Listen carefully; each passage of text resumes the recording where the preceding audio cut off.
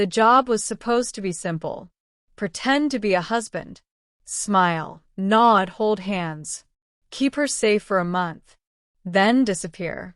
At least, that's what I told myself when I agreed to meet her at Dock 92 on EO Station, orbiting the fractured colony world of Havx Prime. I didn't expect her to be so desperate, or so breathtaking. She stood at the end of the docking corridor, shimmering gold and violet skin glowing under the station's artificial lights. Her dress was woven with iridescent threads like strands of starlight. She was stunning, but it was the fear in her wide, glassy eyes that stopped me cold. "Name?" I asked, trying to keep it professional. She grabbed my hand immediately. "Jace Morin." "That's me," I said, eyeing the 4 credits she'd already deposited for the month-long contract. "Let's go over the—" "No time." Her voice trembled as she pulled me toward the crowd. "Just act like we've been together for years." "Whoa, slow down." I tried to plant my feet, but her grip tightened. "Is someone chasing you?" Her eyes darted past me, scanning the terminal. "Yes." Suddenly, this wasn't just a marriage-for-hire scam to get around customs. Something real was going on. Life or death real. Her name was Alenia Threx, royal-blooded. Half human, half Aurelian. Her father had been a Terran diplomat, her mother one of the 9 high priestesses of Aurelia's royal court.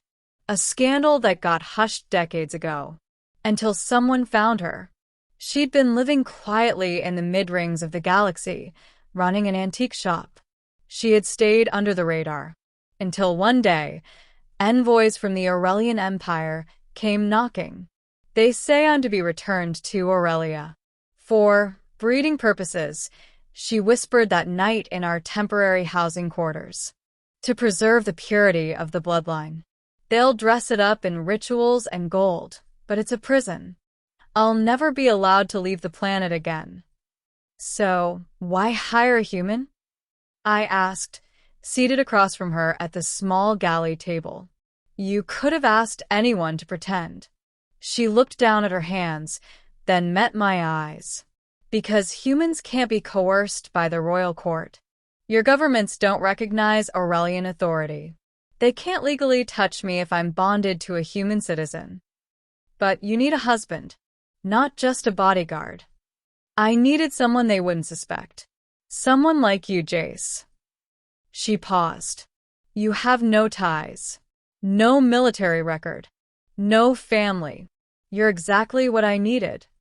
And if I say no now..." She looked straight at me. "They'll come. And they'll take me." I heard them say it. "No one will care. She's only half." Her voice broke. I hated this kind of job. I'd done bounty work, escort missions, deep salvage. But this was personal. I made my decision. "You've got me. Until the contract's done." I extended my hand again. "Let's make them believe we're married." She took it without hesitation.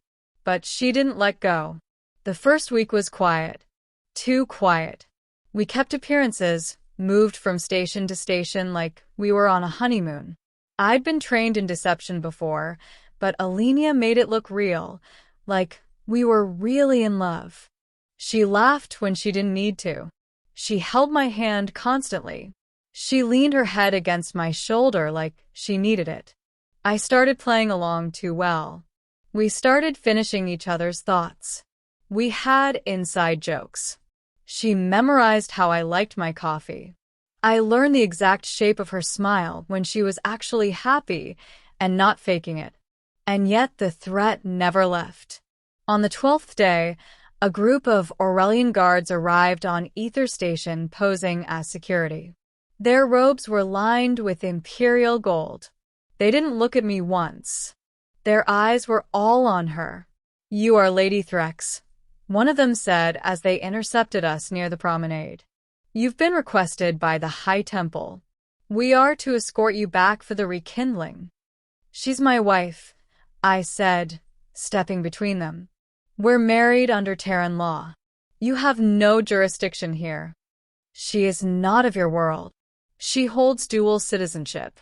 That's enough. She's not going anywhere. They narrowed their eyes. That can be corrected. That night, I packed bags for a quick departure. We'd barely made it out before the security footage from our wedding could be contested. A synthesized record wasn't enough anymore. We need real documentation, I told her. We need to actually get married, not just on paper. Alenia sat quietly on the edge of the bed. And if I asked you not to leave at all? My hands froze. This was supposed to be temporary. I know, but it's not anymore. She stood and walked to me, slowly, like gravity had shifted and she had to push against it. I thought I was just buying time. I didn't expect to feel safe. I didn't expect to feel anything. Her hand reached mine again, like it had the first day. You make me feel free. I'm just a drifter with a gun. You're more than that, she whispered. Jace, they'll come for me again, even if we run forever. But if I'm not alone, if I have someone who won't leave, maybe we can fight. She placed her forehead against mine. They will take me if you leave. So you can't leave. I didn't say anything, because I didn't want to leave anymore. We married the next day. For real this time. No implants, no digital signatures. A Terran priest in a dusty outpost in Sector 3 read us the vows under a starless sky. She cried. I didn't expect her to. I didn't expect myself to choke on the words either. Something shifted in me. For years, I had drifted through space, taking odd jobs, sleeping in low-rent bunkers or cargo bays. I told myself I didn't need people. Now this woman, who had trusted me with everything, was looking at me like I was her whole world. And I didn't want to let that world down. They came one last time.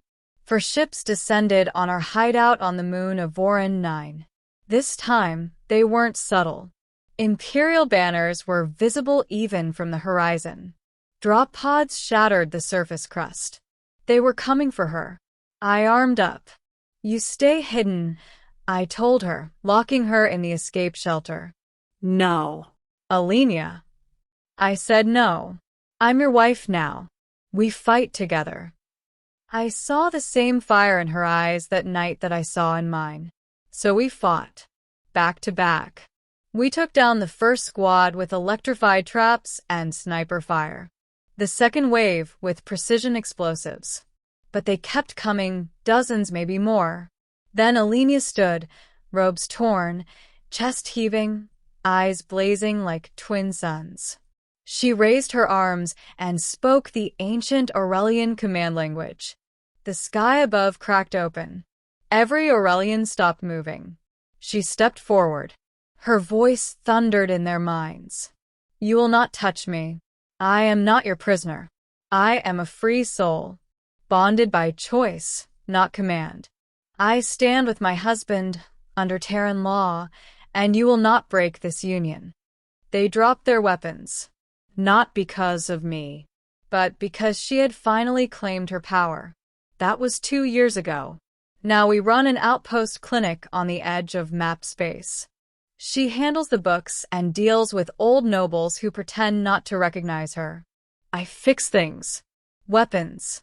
Shields. People. She still holds my hand every day. Not because she's afraid anymore, but because she doesn't want to let go. And neither do I. Because somewhere between pretending and protecting, I realized she wasn't faking. And neither was I.